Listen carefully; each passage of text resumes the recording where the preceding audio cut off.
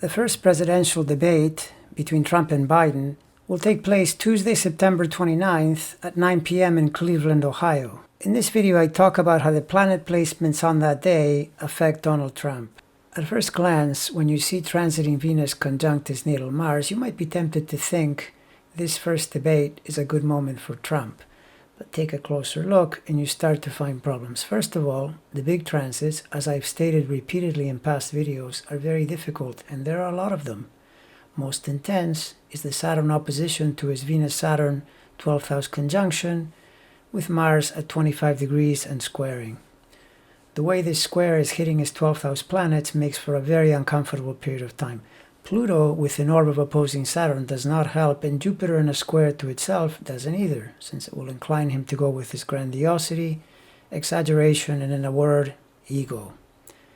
The bulk of this Capricorn transit action will show up through the COVID part of the debate, when he will try to deflect away from the obviously catastrophic way he has dealt with the pandemic.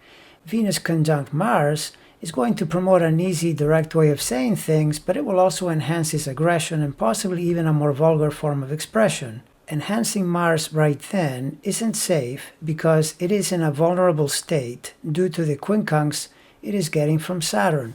Again, more COVID. Bravado and bragging definitely not the way to come at it, and I'm guessing Biden is going to rebuke him pretty hard if he goes with his usual line that he's done a fantastic, super fabulous job with it. The transiting Sun is inside his axis Hollywood T of Mercury, Eris, and Neptune.